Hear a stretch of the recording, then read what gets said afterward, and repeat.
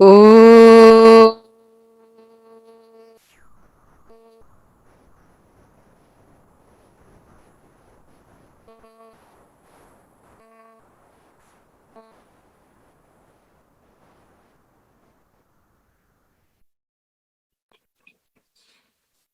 ओम पावकानः सरस्वती वाजिभिर्वाजिनीवती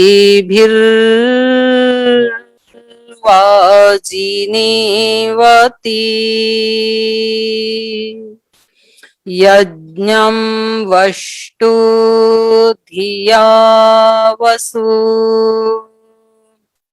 ओम शांति शांति शांति।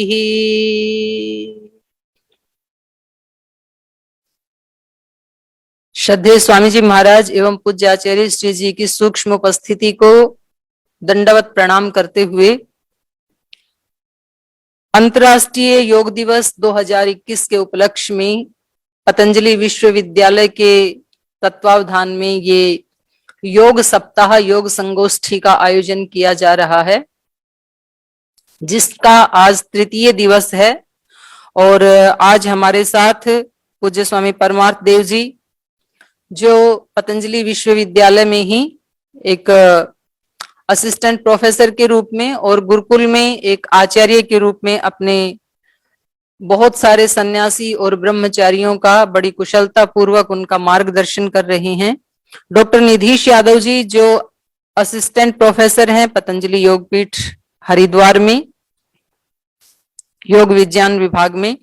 Doctor Dharmendra Shastri ji राष्ट्रीय अध्यक्ष हैं विश्व वेद परिषद के और प्रोफेसर हैं वेद विभाग में गुरुकुल कांगड़ी विश्वविद्यालय हरिद्वार से। डॉक्टर निवेदिता जी, आप भी असिस्टेंट प्रोफेसर हैं जैविक विज्ञान में। और डॉक्टर अभिषेक भारद्वाज जी, आप भी असिस्टेंट प्रोफेसर हैं मनोविज्ञान विभाग में। और यूएसए से डॉक्टर डेविड जी वोल्फ जी। तो ये सभी आज हमारे साथ सभी मनीषी भाई बहन जुड़े हुए हैं। और इसके साथ ही अन्य भी फेसबुक के माध्यम से जो हमारे योग प्रेमी और राष्ट्र भक्ति से जिनको प्रेम है, श्रद्धेय स्वामी जी महाराज के जो अनुयायी हैं, ऐसे भी हमारे हजारों भाई बहनों को हृदय की गहराइयों से बहुत बहुत मेरा प्रणाम है। आज का जो मेरा वक्तव्य है वो भाषण कम है और एक हकीकत ज्यादा है। आज पूरा देश नहीं बल्कि पूरा विश्व एक बहुत बड़े संकट से जूझ रहा है।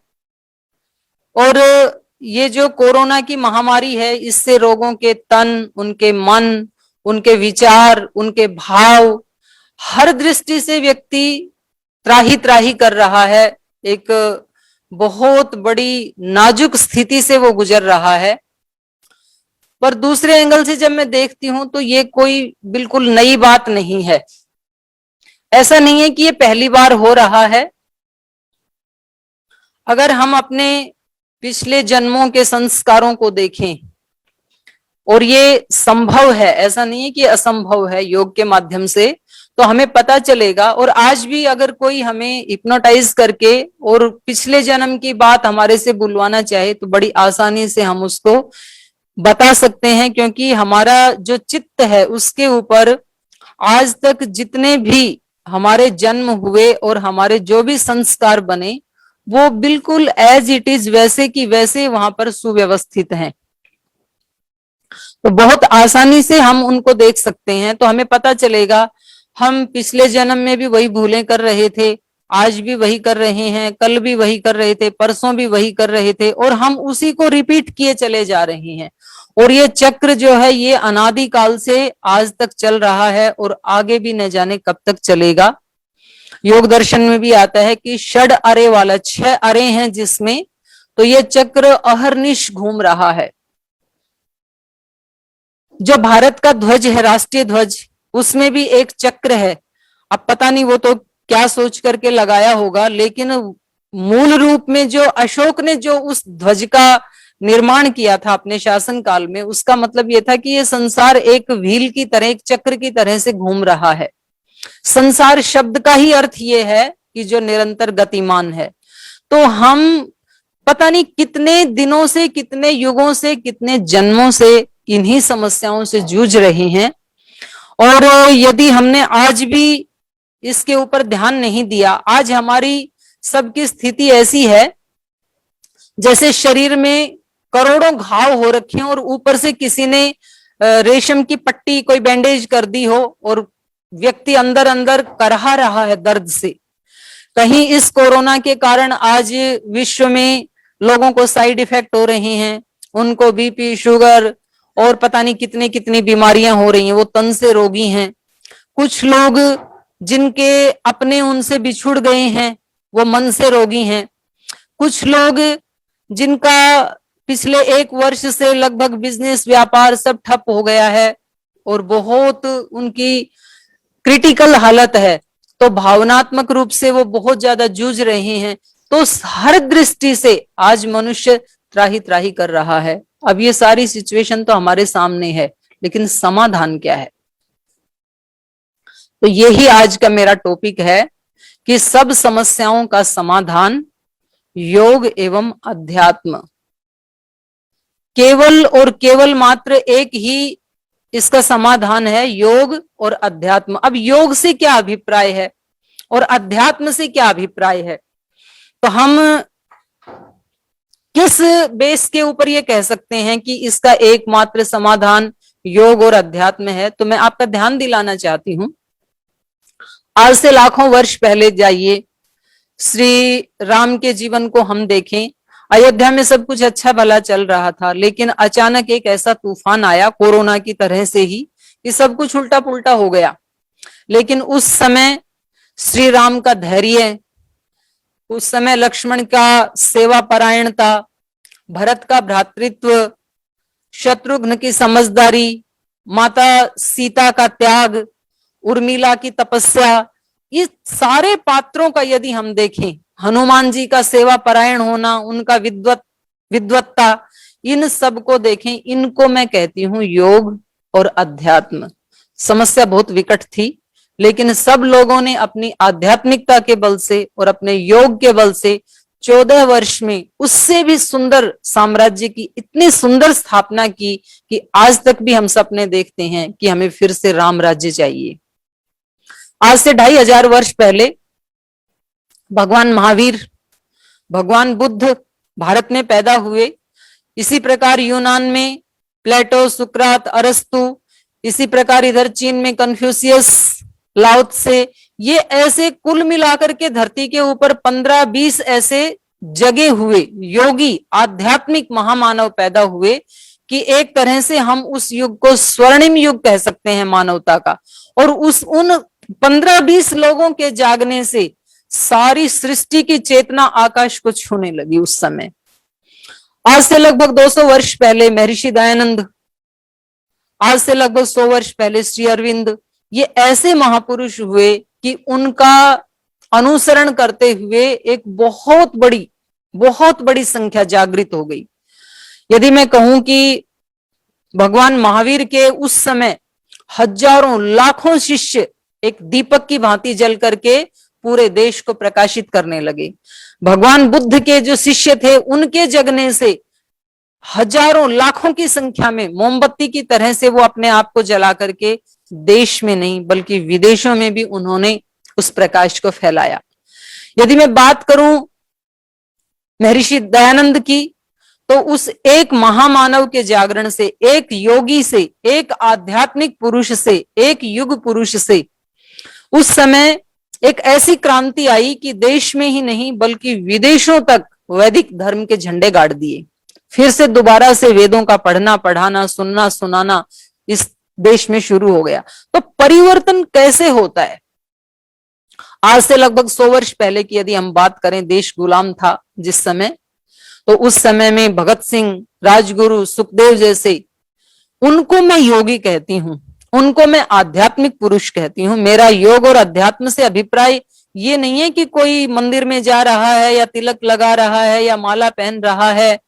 मैं आध्यात्मिक और यौगिक पुरुष उनको कहती हूं कि जिनकी चेतना का लेवल इतना उन्होंने उठाया, और उसको देख करके जो नीची दृष्टि थी जिनकी, उन्होंने भी उनकी तरफ देख करके अपने जीवन को ऊंचा उठाया। तो उस गुलामी से जिन लोगों ने हमारे को निकाला, भगत सिंह, राजगुरु, सुखदेव, उनको मैं यौगिक पुरुष कहती हूं। आज भी यदि इस धरती के ऊपर, आज भी इस देश में यदि हमें परिवर्तन लाना है, तो आज हमें ऐसे ही यौगिक पुरुषों की आवश्यकता है। आज हमें ऐसे आध्यात्मिक लोगों की आवश्यकता है। आपने सुना होगा, स्वामी विवेकानंद जब इस संसार से जाने लगे तो उनके अंतिम समय के शब्द थे कि यदि मुझे केवल 100 ऐसे जागरूक पुरुष मिल जाते तो मैं सारी धरती को चेंज कर सकता था। और ऐसे उन्होंने नहीं, अनेक महापुरुषों ने ऐसे कहा। श्री अरविंद भी ऐसे ही कहते हुए गए कि जिस चेतना पे मैं जी रहा था, उस चेतना पर जीने वाले यदि मुझे 100 व्यक्ति मिल जाते तो मैं बहुत बड़ा परिवर्तन इस देश में नहीं, धरती पे ला सकता था। और मुझे लगता है वो 100 की लिस्ट कहीं ना कहीं आज भी अधूरी है। तो आज हमें ये केवल भाषण नहीं, देखो आज यदि हमने इस चीज को नहीं समझा तो 100-200 वर्षों के बाद हमारी आने वाली जो पीढ़ियां हैं वो ये विश्वास ही नहीं करेंगी कि महात्मा बुद्ध या भगवान महावीर या महर्षि दयानंद जैसे, स्वामी विवेकानंद जैसे कोई पुरुष हुए थे। फिर वो केवल राम और कृष्ण जो है वो लीला के पात्र, काल्पनिक लीलाओं के पात्र बन करके रह जाएंगे। वो कहेंगे ये तो केवल लीला करने के लिए थे, बस रामलीला थी, ये केवल ये कोई मनुष्य नहीं हुए थे। तो आज हमें भगवान राम की मूर्ति से, भगवान कृष्ण की मूर्ति से, भगवान बुद्ध महावीर की मूर्ति से कब तक काम चलाएंगे? कब तक हम अपने मन को बहलाते रहेंगे? कब तक ये पुस्तकों में लिखे हुए शब्द हमारी रक्षा कर सकेंगे? तो आज मूर्तियों से नहीं, पुस्तकों के शब्दों से नहीं, मनुष्यों को वैसा बनना पड़ेगा। आध्यात्मिकता और यौगिकता धरातल के ऊपर उतरने की आवश्यकता है। और आज सौभाग्य है हमारा कि हम सब के बीच भगवान के वरदान के रूप में श्रद्धेय स्वामी जी महाराज एक ऐसे ही युग पुरुष हैं, एक ऐसे ही महामानव हैं जिनकी इतनी ऊंची चेतना कि एक सामान्य परिवार में पैदा होने वाले, एक सामान्य गांव में पैदा होने वाले व्यक्ति ने जीरो से अपनी यात्रा शुरू करके अपनी चेतना के उत्कृष्ट एक स्तर के कारण, अपने प्रबल प्रचंड अखंड पुरुषार्थ के कारण आज उन्होंने एक ऐसा आकर्षण पैदा किया योग का कि आज देश में नहीं बल्कि पूरी दुनिया में करोड़ों करोड़ों लोग आज योग की शरण में, जिसे उस समय महात्मा बुद्ध को देख करके लोगों ने एक स्लोगन बोलना शुरू कर दिया था, बुद्धम शरणम गच्छामि, वैसे ही आज लोग बोल रहे हैं योगम शरणम गच्छामि। तो ये एकमात्र समाधान केवल योग ही है। इसके अब कोई व्यक्ति पूछ सकता है, बोले जी ये कोई एक व्यक्ति आध्यात्मिक बनता है, एक व्यक्ति योगी बनता है, तो क्या वो अनेक लोगों को चेंज कर सकता है, परिवर्तन ला सकता है? क्या ये संभव है एक व्यक्ति के ऊंचा उठने से सभी लोग उधर ही उठने लगे?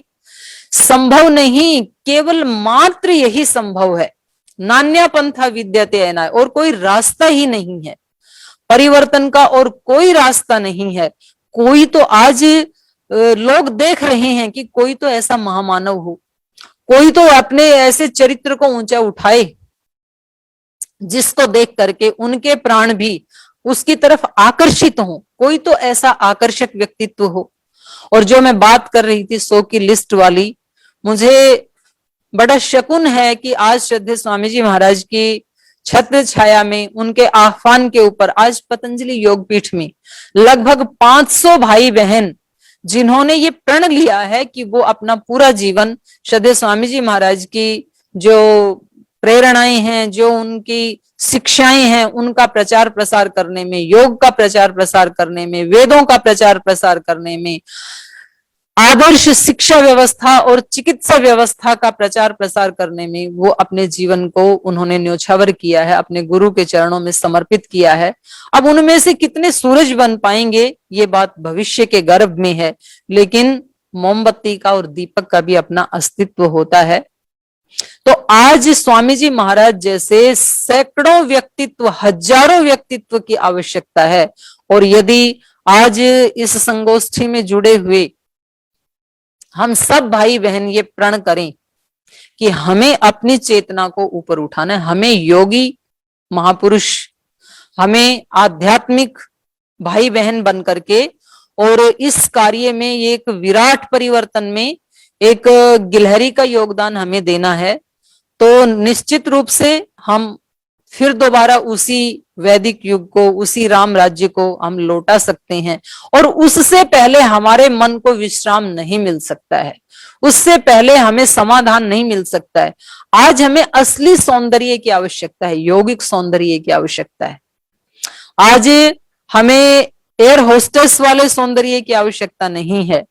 आज हमें किसी सेलिब्रिटी की जो डुप्लीकेट मुस्कान है उसकी आवश्यकता नहीं है, बल्कि एक जागे हुए व्यक्ति की बाल सुलभ जो मुस्कान होती है। देखो, जो सच्ची चीज होती है वो सच्ची ही होती है, पीतल पीतल ही होता है, सोना सोना ही होता है, कांच कांच ही होता है, डायमंड डायमंड ही होता है। एक जो बुद्ध पुरुष है, एक जो योगी पुरुष है, एक आध्यात्मिक पुरुष है, उसने अपने अंतःकरण को अंदर से सुचिता से युक्त किया है, पवित्रता से युक्त किया है। इसलिए उसको रात के अंधेरे में 12 बजे भी आप जगाएंगे, वो व्यक्ति विचलित नहीं होगा, क्योंकि अंदर से उसने अपनी अशांति को नष्ट कर दिया है। इसलिए उस व्यक्ति को अशांत करने का कोई उपाय नहीं है। उसने अंदर से आरोग्य को पा लिया है, इसलिए उस व्यक्ति को कोई रोगी कर नहीं सकता है। उसने अपने मन को जीत लिया है, इसलिए उसके मन को कोई विचलित कर नहीं सकता है। उसने अपनी भावनाओं को समझ लिया है, उसने मैत्री करुणा मुदिता उपेक्षा के भाव को आत्मसात कर लिया है, इसलिए उस व्यक्ति को कोई टॉर्चर नहीं कर सकता है, उसको कोई डिप्रेशन में नहीं डाल सकता है, उस व्यक्ति को कोई तनावग्रस्त नहीं कर सकता है। ये असली सौंदर्य है, ये यौगिक सौंदर्य है, और केवल यही इस देश में परिवर्तन ला सकता है। मैं लगभग 100 वर्ष पहले इसका एक उदाहरण आपके सामने प्रस्तुत करती हूं। लगभग 100 वर्ष पहले कांग्रेस पार्टी के 2 लोगों ने परिवर्तन करने के एक कार्य शुरू किया, लेकिन उन दोनों की दिशाएं बिल्कुल विपरीत थी। एक तरफ महात्मा गांधी, जो देश में बहुत बड़ा परिवर्तन लाना चाहते थे, और उन्हीं की पार्टी में उन्हीं के समकालीन एक व्यक्ति श्री अरविंद, जो किसी कारण से एक केस में उनका जो है जेल हो गई थी, वो पकड़े गए थे, यद्यपि वो केस झूठा था। तो उन्होंने उसके बाद उनकी जीवन की दिशा है वो दूसरी तरफ उन्होंने मोड़ दिया, अध्यात्म की तरफ मोड़ दिया अपने जीवन की धारा को। तात्कालिक रूप से ये लग रहा था कि महात्मा गांधी जिस धारा में जा रहे हैं, जिस दिशा में जा रहे हैं, तो बहुत बड़ा परिवर्तन आएगा, ऐसे लग रहा था। क्योंकि उस समय जो कुछ ऐसे पुरुष उनके साथ आए जो राजघराने से बिलोंग करते थे, और उनके ऐसे उजले कपड़े थे, लगता था कि ये पूरे देश में परिवर्तन लाएंगे। और उनकी वो जो उजली उजली ड्रेस थी, उजली उजली टोपी थी, वो फिर कहीं वो जैसे ही देश आजाद हुआ और किसको क्या पद मिलेगा, वो पद की जब बारिश हुई तो वो सारी लीपापोती उतर गई, और वो बिल्कुल ऐसी बदसूरत हालत हमारे सामने आई। तो वो परिवर्तन नहीं था, बल्कि वो पुनः देश को गुलामी की जंजीरों में जकड़ने वाला ही काम था। आज हमारी शिक्षा व्यवस्था, चिकित्सा व्यवस्था, न्याय व्यवस्था, कहाँ स्वतंत्र हैं हम? तो हम स्पष्ट रूप से देख सकते हैं कि वो तरीका जो है, क्योंकि वो अध्यात्म और योग का मार्ग नहीं था, इसलिए उसमें वो सफलता हमें नहीं मिली परिवर्तन लाने वाली। श्री अरविंद जिस रास्ते पे चले, उस समय ऐसे लग रहा था कि कोई परिवर्तन नहीं आया, लेकिन बेशक बड़ा परिवर्तन ना दिखा हो, लेकिन उनकी दिशा बिल्कुल ठीक थी, इसलिए उनकी दशा भी बिल्कुल ठीक थी। और उनके जो अनुयायी हुए, उन्होंने कम से कम कोई इस तरह का बिगाड़ नहीं किया। जितना भी किया, बेशक वो श्री अरविंद की तरह सूरज नहीं बन पाए, पर उन्होंने मोमबत्तियां बन करके, दीपक बन करके, एक मशाल बन करके एक बहुत बड़ा कार्य किया।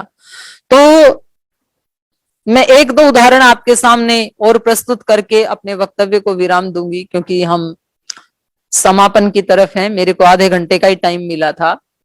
परिवर्तन हम देखते हैं, एक बीज जो वर्षों अलमारी में पड़ा रहे, उसमें कोई परिवर्तन नहीं आ सकता है। चाहे उसको आप मंदिर के गर्भगृह में रख दें, चाहे आप कितनी भी महान मूर्ति के सामने रख दें, उसमें कोई परिवर्तन नहीं आएगा।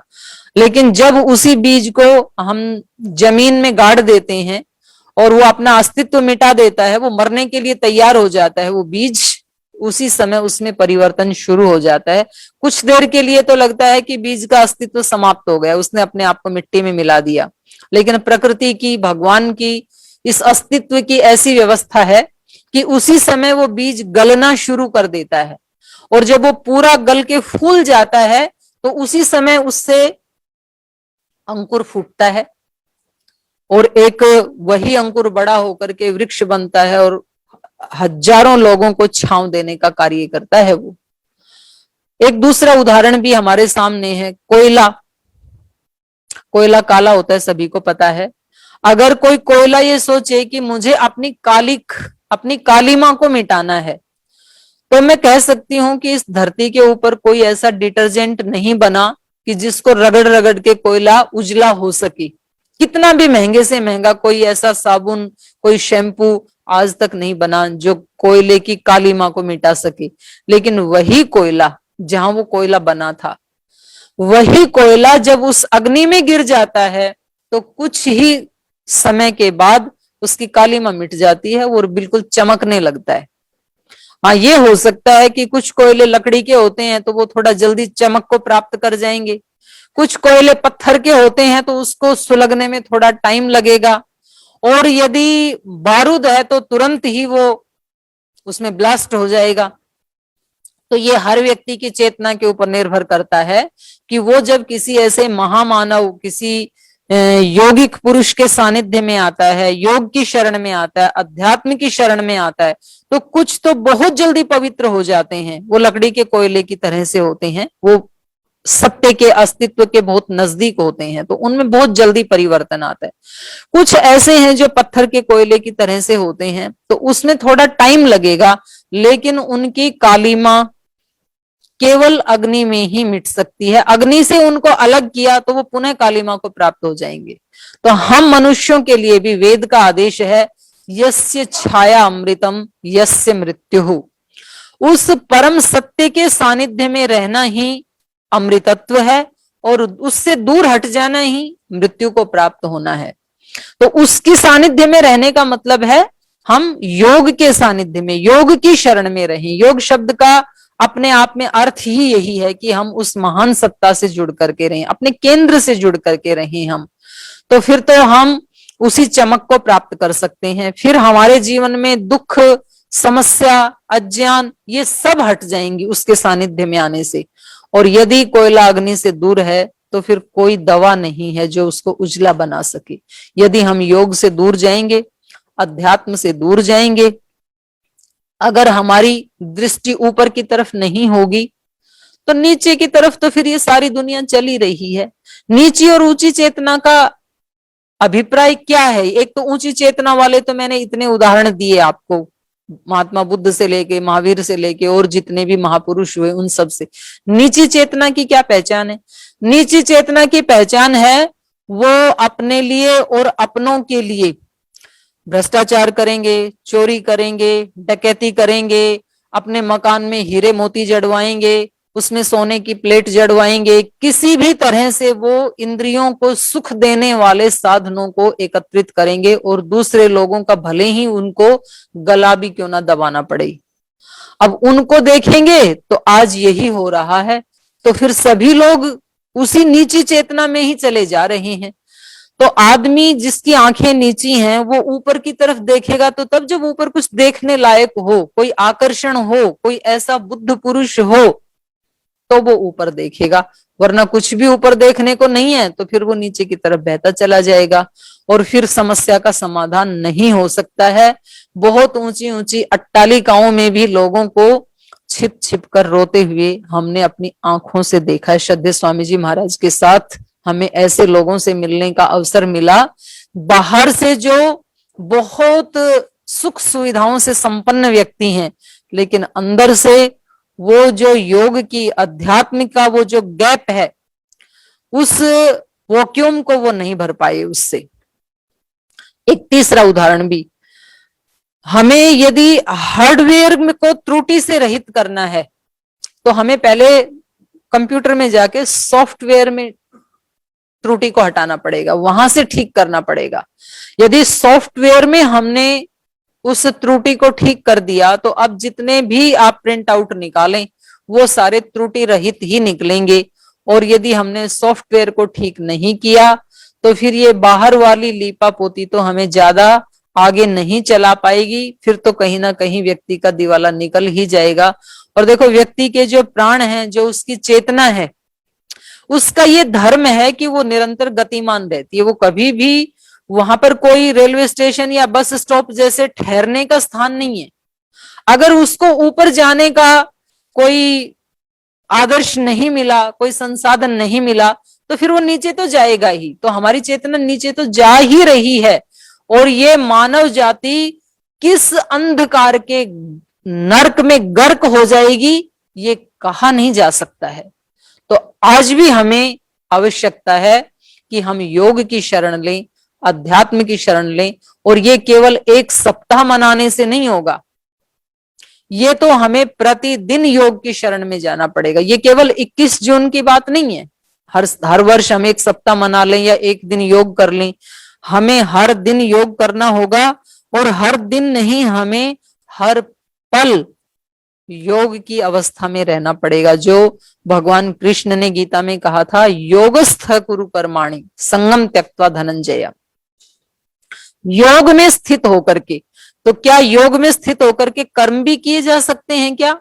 तो इसका भी प्रमाण हमें गीता में मिलता है। वहां पर भी अर्जुन पूछते हैं दूसरे अध्याय में, स्थित प्रज्ञस्य का भाषा समाधिस्थस्य केशव स्थित किम प्रभाषेत किमासीत व्रजेत किम। तो इसका मतलब यह है कि स्थित धी होकर के भी व्यक्ति चल फिर सकता है, बोल सकता है, व्यवहार कर सकता है। और आज इसका लाइव एग्जाम्पल यदि किसी को देखना है तो वो पतंजलि योगपीठ है, श्रद्धेय स्वामी जी महाराज है। हम अपने गुरु को सुबह 4 बजे से लेकर के रात को 10 बजे तक इसी योग युक्त स्थिति में रहते हुए, सेवा करते हुए, पुरुषार्थ करते हुए, अखंड प्रचंड पुरुषार्थ करते हुए हम उनको अपनी आंखों से देखते हैं। तो एक तो होता है शब्दों से सीखना, पुस्तकों से सीखना, पर ऐसा कोई लाइव एग्जाम्पल हमारे सामने है तो हम उससे बहुत आसानी से प्रेरणा ले सकते हैं कि जब एक व्यक्ति ऐसा कर सकता है तो फिर सभी व्यक्ति, भले ही वो इतना ऊंचा अपना व्यक्तित्व ना उठा सकें, लेकिन कम से कम वो अपनी समस्याओं का समाधान तो कर ही सकते हैं। एक तो श्रद्धेय स्वामी जी महाराज हैं जिन्होंने आज लाखों लोगों की समस्याओं का समाधान किया, करोड़ों लोगों के जीवन की दिशा को और दशा को चेंज किया। तो हम यदि इतना नहीं कर सकते हैं तो हम कम से कम खुद किसी के लिए समस्या ना बने, हम अपने जीवन का कम से कम समाधान कर सकें। तो ये कुछ थोड़ी सी बात मैंने आपके समक्ष रखी कि हमारी जितनी भी समस्याएं जीवन में थी, आज हैं या आगे हो सकती हैं, उन सब का समाधान केवल और केवल योग है, अध्यात्म है, सेवा है, समर्पण है। तो इसी प्रकार आपके साथ आगे भी बातचीत करते रहेंगे। इतनी देर आप सभी ने मुझे सुनने का अवसर प्रदान किया, हृदय की गहराइयों से आप सभी का धन्यवाद करते हुए अब यहीं अपनी वाणी को विराम देती हूं। सभी का बहुत बहुत धन्यवाद। ओम शांति शांति शांति। श्री गुरुभ्यो नमः।